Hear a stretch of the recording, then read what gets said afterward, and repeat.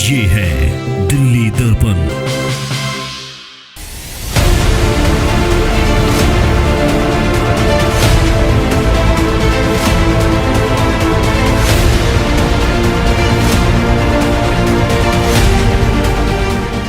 नमस्कार, दिल्ली दर्पण टीवी देख रहे हैं आप। मैं हूं आपके साथ पुनीत गुप्ता।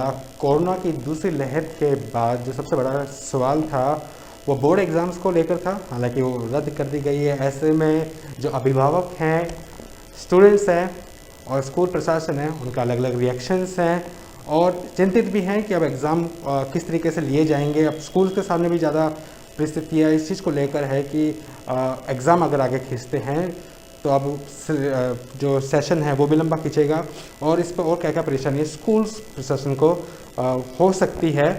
इस पर बातचीत करने के लिए मेरे साथ माउंट आबू स्कूल के प्रिंसिपल ज्योति अरोड़ा जी हैं। बातचीत करते हैं। सबसे पहले मैम आपका स्वागत है दिल्ली दर्पण टीवी में। Thank you. बोर्ड एग्ज़ाम्स हैं और काफ़ी एग्ज़ाम्स क्रिटिकल एग्ज़ाम्स माने जाते हैं।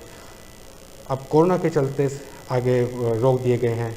क्या लगता है कि मैम कितना टफ होगा स्कूल के लिए? सबसे पहले तो ये चीज़ को देखिए, प्रेजेंट सिचुएशन को देखते हैं और बच्चों की फिज़िकल सेफ्टी और मेंटल हेल्थ भी अब तो काफ़ी ज़्यादा इससे कंसर्न हो गया है। उसको देखते हुए तो ये बहुत ही सेंसिबल और स्टूडेंट्स फ्रेंडली डिसीज़न है और बेस्ट ऑप्शन है इस समय। चैलेंजिंग हो गया है नो डाउट, क्योंकि जैसा कि इस कैंसिलेशन का जो ऑर्डर है या जो रिकमेंडेशंस है उसमें बिल्कुल क्लियर लिखा गया है कि एक जो हमारा कंसर्न्ड बोर्ड है सीबीएसई, जो कि बहुत ही चाइल्ड फ्रेंडली बोर्ड है, एक well defined objective criteria device करेंगे जिसके आधार पर बच्चों का असेसमेंट होगा, आकलन होगा और उसकी इम्प्लीमेंटेशन की जो रिस्पॉन्सिबिलिटी है वो मुझे लगता है हम सभी स्टेक होल्डर्स के ऊपर एक बड़ी रिस्पॉन्सिबिलिटी आने वाली है।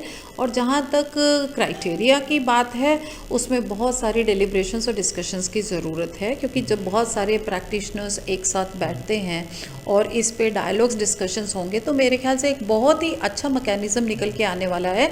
क्योंकि क्लास 12th में बच्चा हमारे पास 12-13 महीने रहा है, हमारे पास बच्चे का पूरा इंटरनल असेसमेंट का रिकॉर्ड भी है, बच्चों का प्रैक्टिकल एक कंपोनेंट होता है ज़्यादातर सब्जेक्ट्स में, वो भी हमारे पास है, उसकी असेसमेंट काफ़ी सब्जेक्ट्स की, कुछ सब्जेक्ट्स 1-2 रह गए थे और हमारे पास प्रोजेक्ट्स बेस्ड जितनी असेसमेंट्स हैं वो भी हमारे पास हैं। तो एक मैकेनिज़्म, एक जो फॉर्मूला डिवाइस होगा वो मेरे ख्याल से बच्चों के लिए बहुत ही फेयर होगा।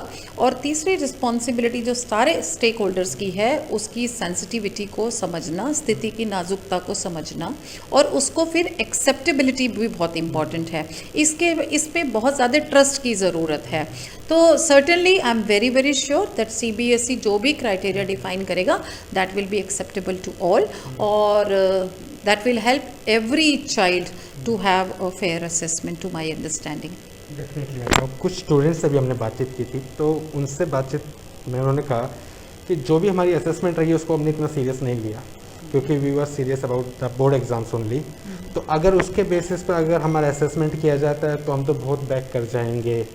हमें तो प्रिपरेशन सिर्फ बोर्ड एग्ज़ाम्स की थी, हम उसके लिए प्रिपेयर नहीं थे, हमने उसको इतना सीरियस नहीं लिया, इतना सीरियस प्री बोर्ड को हमने नहीं दिया है। तो लगता है कि अनफेयर कहीं ना कहीं रहेगा। देखिए, जहाँ तक प्रैक्टिकल्स और प्रोजेक्ट्स की बात है वो completely in sync with CBSE guidelines बच्चों ने दिया है और इंटरनल असेसमेंट्स भी बच्चों ने दिए हैं। नो डाउट जब बच्चा एक इंटरनल असेसमेंट लिखता है और फाइनल जो बोर्ड एग्जामिनेशन लिखता है उनकी असेसमेंट में फ़र्क आता है। लेकिन अब की बार जो हमारे पास इतना एक्सटेंडेड टाइम था एक पर्टिकुलर क्लास के लिए, उसमें बच्चों को कई बार एग्ज़ाम लिखने का मौका मिला है। प्री बोर्ड्स अगर मैं अपनी बात करूँ तो हमारे यहाँ बच्चों ने 3 सेट्स लिखे हैं प्री बोर्ड के। मैं मॉर्निंग में भी एक किसी दूसरे स्कूल के बच्चे से बात कर रही थी, वो कहते हैं हमारे स्कूल में 4 सेट्स हुए हैं प्री बोर्ड्स के। तो pre boards is a pre exercise before writing the board examination. तो उसमें एक प्री बोर्ड लिखने का ऑब्जेक्टिव यही होता है कि बच्चे को अपने गैप्स, अपने एरर्स पता चले और बच्चा उसको मेंड करे। तो बच्चे ने 4-4, 3-3 बार प्री बोर्ड्स लिखे हैं, एग्ज़ाम्स लिखे हैं, हाफ ईयरली लिखे हैं। और फिर मैं कहूँगी कि जैसे डिसीज़न एक स्टूडेंट्स फ्रेंडली आया है, क्राइटेरिया भी बहुत ही ज़्यादा आएगा। इसमें थोड़ा सा पेशेंस और थोड़ा सा ट्रस्ट दिखाने की बहुत ज़रूरत है। स्टूडेंट्स से भी आपकी बात होती होगी, काफ़ी लंबा डिले। स्टूडेंट्स का ये भी कहना है कि अगर एग्ज़ाम सही टाइम पे मोमेंट पे हो तो हम प्रिपेयर हैं, मेंटली प्रिपेयर भी, और हम अच्छा कर सकते हैं। हमारा एग्ज़ाम वही जब डिले हो जाता है लंबा हो जाता है तो वो सब चीज़ें हम भूलते भी हैं, कोशिश भी रहती है उस तरीके के, उसके लिए क्या तैयारी है? देखिए सीबीएसई ने तो अपनी तरफ से डेट्स अनाउंस कर ही दी थी। अब बहुत अनप्रेसिडेंटेड सिचुएशन है, किसी को नहीं मालूम था कि ये सेकेंड वेव इस तरह से हिट करेगी और इतना डैमेज करेगी। तो इस समय सबसे बड़ा कंसर्न जो है वो सेफ्टी को लेकर है और सेफ्टी कंसर्न को टॉप मोस्ट प्रायोरिटी दी गई है बच्चों की, और इसको हमें एक्सेप्ट करना चाहिए। ये स्थिति की नाजुकता है, सिचुएशन की डिमांड है, ना कि किसी और बोर्ड चाहता था कि बोर्ड कि इसको डिले किया जाए या ऐसा किया जाए। तो सिचुएशन को देखा जाए तो ये ठीक है, और सीबीएसई ने क्लियर प्रोविजन दिया है कि those who are not satisfied with this way of promotion they have an opportunity to write CBSE examination whenever the situation improves, या जब भी conducive होता है environment CBSE कंडक्ट करे ये एग्जामिनेशन, इसमें कोई प्रॉब्लम नहीं है। आपके स्टूडेंट से बातचीत होती होगी किसी से, मतलब कि घर में रह के एक स्टूडेंट बोर भी होता है, एंजाइटी भी फील करता है और काफ़ी सारी सिचुएशन जो मेंटली फील करता है, उसके लिए माउंट आबू स्कूल क्या कर रहा है बच्चों के लिए? This is what I said कि this announcement has put an end to all kind of discussions, speculations, anxiety. बच्चे एंग्जाइटी में तो थे देखिए, क्योंकि काफ़ी समय से, मैं खाली 12th की बात नहीं करूँगी, जब स्कूल के बच्चों की बात आती है तो हम 3 साल से लेकर 17 साल के बच्चे को कैटर करते हैं। बच्चे तो पिछले 1.5 साल से घर में बैठकर, हालांकि वो कनेक्टेड है अपने टीचर से थ्रू ऑनलाइन सिस्टम, लेकिन इस समय जो एक जो वैक्यूम क्रिएट हुआ है, बच्चे सोशली डिस्कनेक्ट हो गए हैं। बच्चों की आपस में जो एक स्कूल में जो एनवायरनमेंट मिलता है पीयर लर्निंग का, सोशलाइजिंग का, वो सारे अपॉर्चुनिटीज़ वो मिस कर रहे हैं। यहाँ तक कि अपने उसमें भी रेजिडेंस के आसपास भी वो पार्क्स में नहीं जा सकते। तो उसके लिए हमने तो खैर बहुत पहले ही इस चीज़ को सेंस कर लिया था कि इस तरह की रिक्वायरमेंट्स इनकी इमोशंस को लेके, इनके मेंटल हेल्थ को लेके आएगी।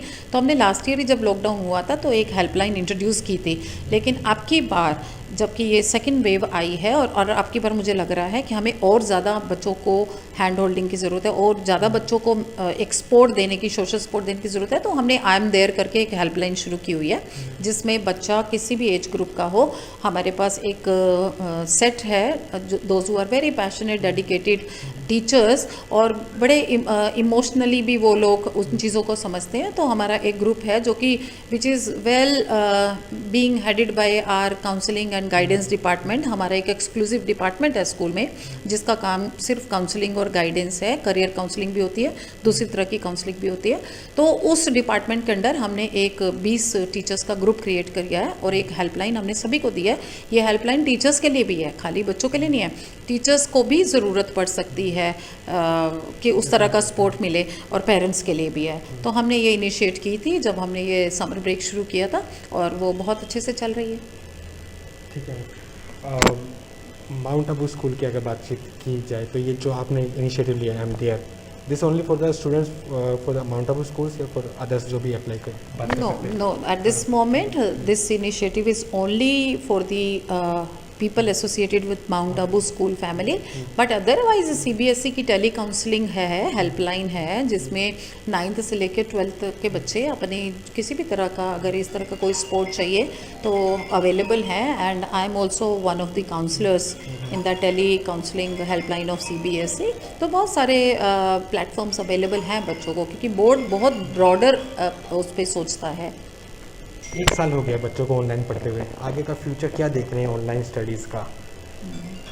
फ्यूचर तो देखिए, ऑनलाइन स्टडीज़ की अपनी लिमिटेशंस भी हैं और अपनी काफ़ी उसकी पॉजिटिव एस्पेक्ट्स भी हैं। तो हमें पॉजिटिव एस्पेक्ट्स को लेके आगे बढ़ना ही होगा, क्योंकि मेरा जो ये एक्सपीरियंस रहा है इतने समय का, कुछ ऑनलाइन एक्टिविटीज़ बहुत ही सक्सेसफुल कंडक्ट हुई है, and at least I am thinking to continue with those activities through online mode only, क्योंकि उसकी अपनी ब्यूटी है जब हम उन चीज़ों को ऑनलाइन लेते हैं। ऑनलाइन एजुकेशन तो अब आपके सिस्टम में आएगी ही आएगी, बच्चे यूज़ टू हो चुके हैं, टीचर्स यूज़ टू हो चुके हैं, हम लोग भी यूज़ टू हो चुके हैं, और इसके बेनिफिट्स को भी हम समझ चुके हैं, और इसको हम कंटिन्यू करेंगे। Hybrid kind of blended learning form आएगा, कुछ ऑनलाइन जाएगा, कुछ ऑफलाइन जाएगा। तो जो चीज़ें स्कूल सिस्टम में ऐसी हैं जिससे कि हमारी कनेक्टिविटी बच्चों से ऑफलाइन होती है, हम उनको ऑफलाइन के थ्रू कनेक्ट करेंगे। जहां हमारी ऑनलाइन ज़्यादा इफेक्टिव है, हम ऑनलाइन के थ्रू कंटिन्यू करेंगे। ठीक है, लास्ट में आप पेरेंट्स के लिए या फिर जो स्टूडेंट्स हैं इस वक्त जिनको समझ में नहीं आ रहा है कि किस तरीके से बातचीत की जाए, उनके लिए क्या सुझाव? देखिए, मेरा एक ही सुझाव है कि have patience, be very very positive. और जब हमारे कंट्री के हेड ने इतना बड़ा डिसीजन बच्चों के हित में लिया है तो आगे भी सब अच्छा होने वाला है। बहुत ही अनप्रेसिडेंटेड सिचुएशन है और इस समय सबसे ज़्यादा ज़रूरत है हमें पॉजिटिविटी को मेंटेन करना। चाहे हम घर की बात करें, चाहे हम एक एग्ज़ाम की बात करें, चाहे कोई भी सिचुएशन की बात करें, तो stay positive and stay safe, very important.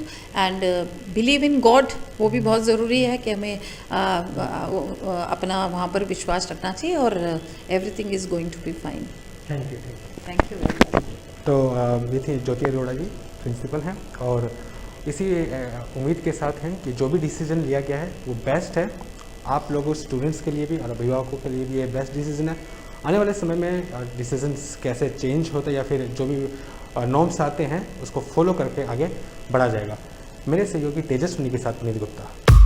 Latest खबरों के लिए सब्सक्राइब करें हमारा YouTube चैनल या फिर लॉग ऑन करें www.delhidarpantv.com। खबरों की कवरेज और विज्ञापनों के लिए संपर्क करें इस नंबर पर।